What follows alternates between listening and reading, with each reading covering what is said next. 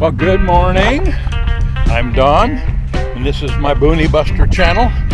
Today I'm just out on a little Sunday drive, and I'm going to be visiting the site of an old western town where movies were made. The town was removed when a dam was put in and Lake Isabella was filled. So come on, I'll show you a little bit of what's going on out here and what's here.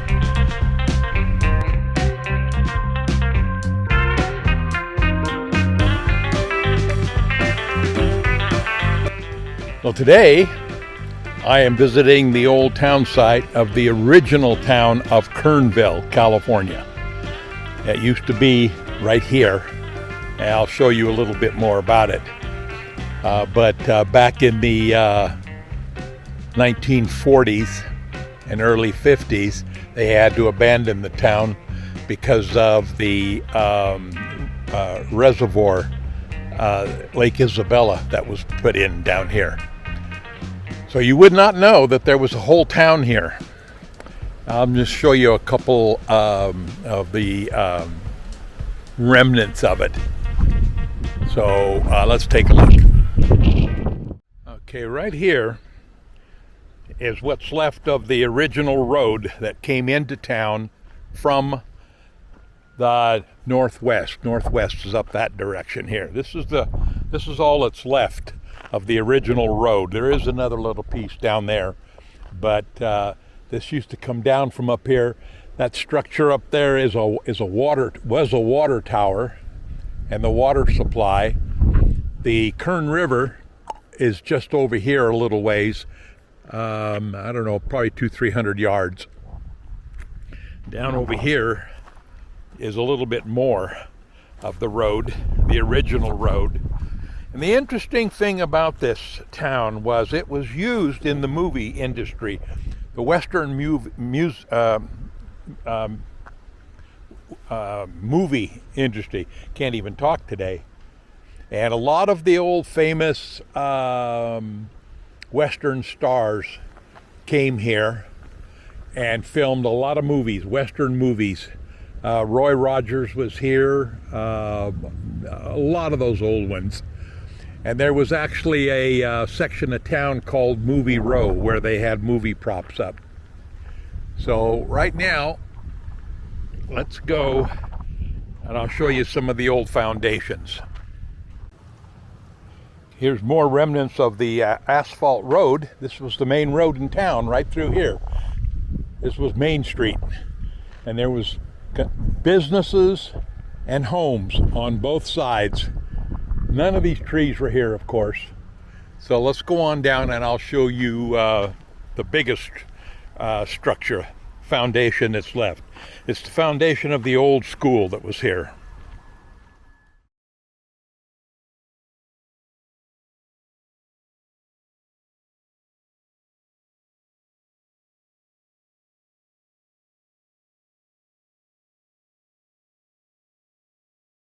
You know, as I walk down this road, I'm getting a little concerned. If you look down here, there are some pretty darn big footprints, paw prints. Can you see that? That's pretty big, and it's going in that direction. I'm not real sure I want to continue without some sort of protection here. But I don't know whether that's a bear or one big dog, but they're all going right through here, and then it looks like they stop right here. Maybe I ought to be really, really careful. So once the dam was built and Lake Isabella started to fill up, they moved the town. It packed up the whole town. Here's some foundations here. This looks like it might have been part of a sidewalk or curb down there. But they moved the whole town, and they moved it about 5 miles farther upstream. And the town is still there to this day. It's really a nice little town. Here's the foundation right here. And I think I have read somewhere where this was the Oddfellows hall. You can see, oh, darn it, I almost fell. You can see pretty nice stonework, pretty nice foundation here. Here's the steps right here, and more of the foundation up over in there. And at high water, when the lake is real full, this is all under about 8 or 9, 10 feet of water in here. Pretty interesting whole foundation.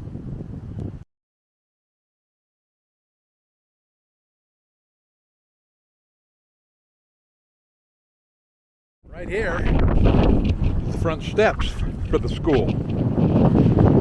Of course, it's all gone now. But these are the front steps. Many and many a kid walked up these steps to go to school. Classroom. All in through here. And of course, like I said, at high water, this is under about, well, you can see way over there. You can see how high the water is. See that concrete structure? That was a church, by the way, right over there. You can see how high the water gets at high water. And right now, there's hardly any water in the lake at all. Another foundation right over there. One up there. And Movie Row was right along that little line right over there where that second big tree is. That was called Movie Row. That's where they had a movie set, Western style movie set, and they shot lots and lots of Western movies in here. This is the old school. Pretty much gone. Back door over there. So, it's a shame they had to take it out, but the whole town is gone. There were homes all through here, all out here. Gosh, I hope that, oh, we got such a wind blowing. I'm hoping that there's somewhat decent audio. Woo! But there was homes all out through here. All here, and city streets, gas stations, banks, all of that was all out in through here.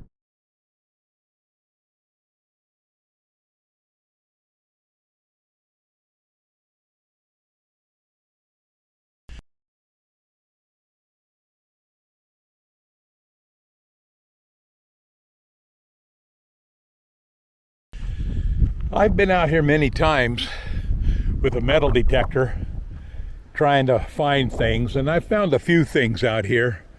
But the problem is, over the years, the Kern River, which is right over in this area, has brought in so much sand and silt that there is a good foot or more of soft sand and silt down here. And if you'll see right over here, a few cars have already gotten stuck out here and had a heck of a time, it looks like, getting out. That's how deep it is and how rough it is to drive out through here. Look at some of those trenches, they're pretty big. Somebody had a heck of a time getting out of this one. Here's another example of the sand that has been washed in here. Look how deep this is. It's just, you drive out there, and unless you have big tires and four-wheel drive, you aren't going to get out of it. And a lot of people have not. You can see the tracks here. Some of the tracks, people had to be pulled out, dug out, or drug out. Over here somewhere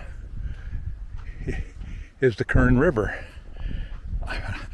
I can't, I don't think I can walk out there. I have a hurt knee, and I'm in my sedan today, so I'm not able to drive out there. I wouldn't dare try to drive out there on all this sand. There is a scene in an old Western movie starring John Wayne. I don't remember the name of it, but there's a scene where they are taking a stagecoach across the river. And that scene was filmed right over here on the Kern River, which again is, can't see it. It's just so much foliage here. But it's probably eighth of a mile, maybe 200-300 yards out that direction. That scene was filmed there.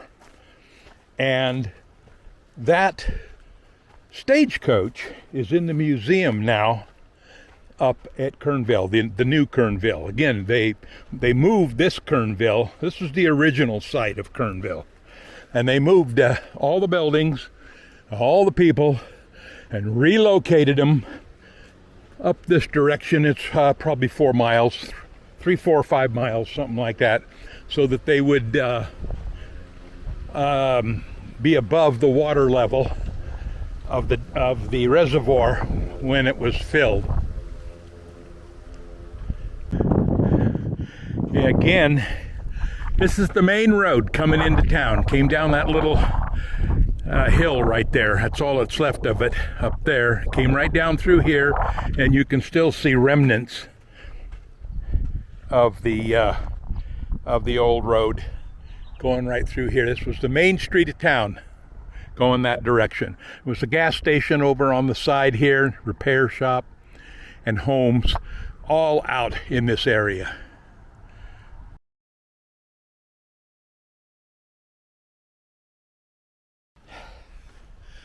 Okay, my knee's about giving me all it's going to give me right now back at the car. But up over the hill here a little ways is the original old cemetery for this, and it was always above water, so they didn't have to relocate that. However, they do have a new cemetery just over the over the hill here a little bit. So now I'll take you up to the old cemetery, and we'll walk around some of the old graves for a while.